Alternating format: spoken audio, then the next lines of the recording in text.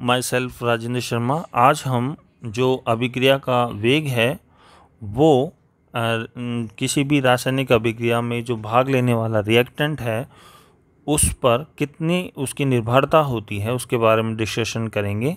जैसे कि मान लीजिए कि कोई रिएक्शन है जिसमें रिएक्टेंट ए से प्रोडक्ट बी बन रहा है, तो यदि रिएक्टेंट की जो सांद्रता है वो यदि Ca हो तो द्रव अनुपाती क्रिया नियम के अनुसार dx/dt प्रोपोर्शनल टू Ca, यानी dx/dt is equal to Kca। K यहाँ पे रेट कांस्टेंट या वेलोसिटी कांस्टेंट या वेलोसिटी कोएफिशिएंट है, यानी rate of reaction is equal to K into concentration of A यानी रिएक्टेंट। यदि concentration of A is equal to 1 हो, यानी रिएक्टेंट की जो कंसंट्रेशन है वो यूनिट में हो यानी 1 हो, तो अभिक्रिया का वेग स्थिरांक के बराबर होता है। कोई मान लीजिए कि कोई एक सामान्य अभिक्रिया है जिसमें स्मॉल a मोल A के और स्मॉल b मोल B के और स्मॉल c मोल C के आपस में रिएक्शन करके और प्रोडक्ट बना रहे हैं, तो rate of reaction dx/dt proportional to reactant A की कंसंट्रेशन की पावर स्मॉल a और कंसंट्रेशन ऑफ B की power small b into concentration of C की पावर स्मॉल c, यानी अभिक्रिया का वेग is equal to K concentration of A की power small a, concentration of B की power small b, concentration of C की power small c।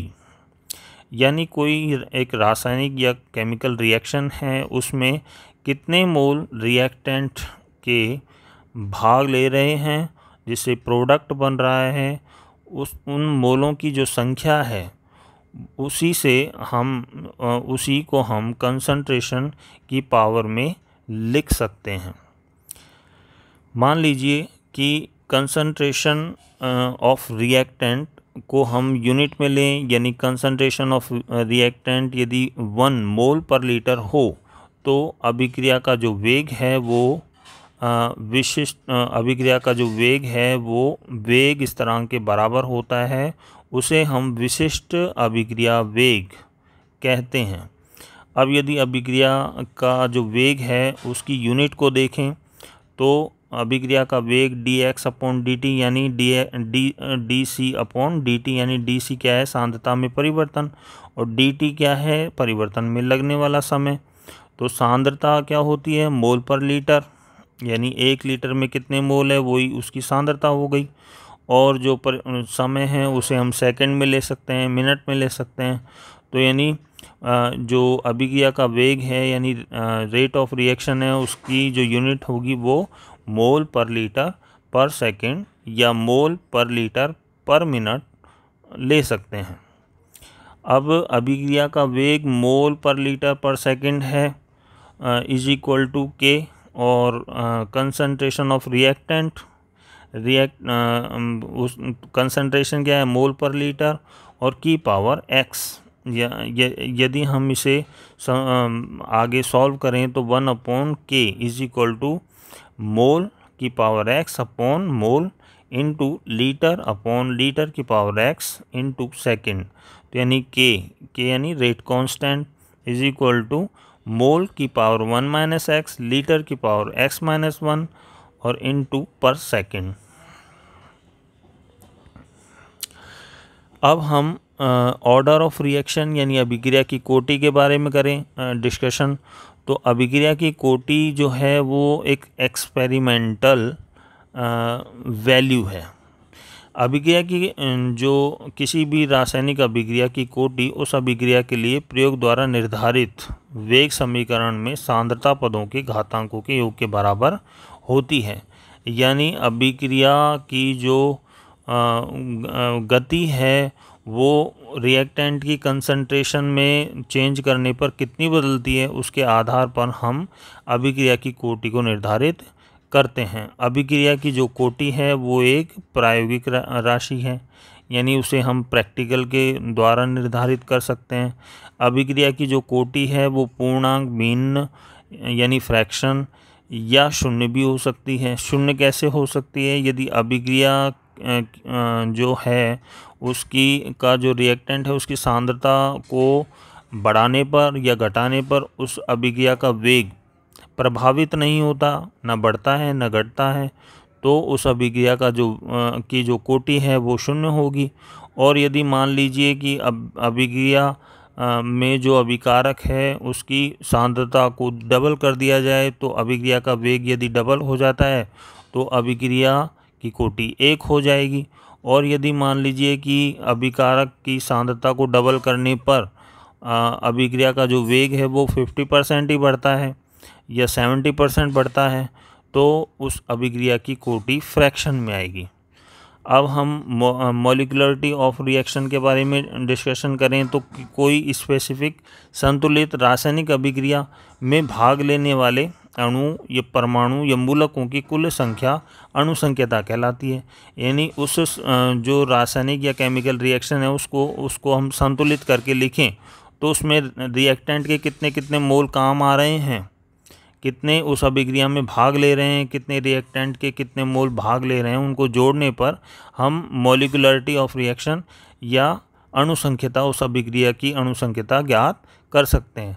जैसे मान लीजिए कि हाइड्रोजन और आयोडीन आपस में रिएक्शन करते हैं जिससे हाइड्रोजन आयोडाइड बनता है। यानी 1 मोल हाइड्रोजन और 1 मोल आयोडीन आपस में रिएक्शन करके 2 मोल हाइड्रोजन आयोडाइड के बना रहे हैं।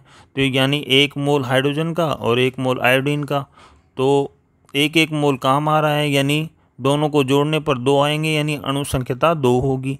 और मान लीजिए कि कोई रिएक्शन है जिसमें फेरिक क्लोराइड के 2 मोल और स्टेनस क्लोराइड का 1 मोल आपस में रिएक्शन करके और प्रोडक्ट बना रहा है, तो यानी 2 मोल फेरिक क्लोराइड का और 1 मोल स्टेनस क्लोराइड का, यानी टोटल 3 मोल भाग ले रहे हैं, तो उस अभिक्रिया की अणुसंख्यता 3 होगी। अब अभिक्रिया की कोटि और अणुसंख्यता सामान्यतः तो समान होती हैं, लेकिन ये ज़रूरी नहीं कि दोनों समान ही हो, हर अभिक्रिया के लिए समान हो, ऐसा सदैव पॉसिबल नहीं है, आवश्यक नहीं है। जैसे मान लीजिए कि कोई रिएक्शन है जिसमें एथिल एसीटेट का जल अपघटन करते हैं हम, तो एथिल एसीटेट का जल अपघटन करने पर 1 मोल एथिल एसीटेट का 1 मोल वाटर का आपस में रिएक्शन कर रहे हैं जिससे एसिटिक एसिड और एथिल अल्कोहल बन रहा है, एसिडिक सॉल्यूशन है। तो इसमें 1 मोल वाटर का और एथिल एसीटेट का काम आ रहा है, यानी इस अभिक्रिया को देखने पर हम अणुसंख्यता 2 निर्धारित कर सकते हैं इसकी।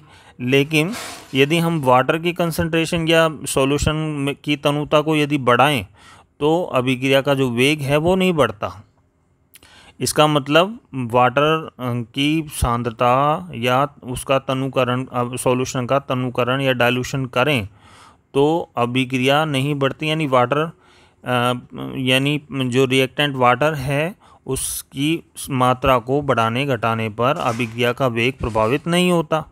लेकिन यदि एथिल एसीटेट के कंसंट्रेशन को डबल करने पर रेट ऑफ रिएक्शन यदि देखें तो वो दुगनी हो जाती है, यानी जो अभिक्रिया की कोटि है वो 1 होगी, क्योंकि अभिक्रिया में केवल जो एथिल एसीटेट है उसकी सांद्रता को बढ़ाने या घटाने पर अभिक्रिया का वेग प्रभावित होता है।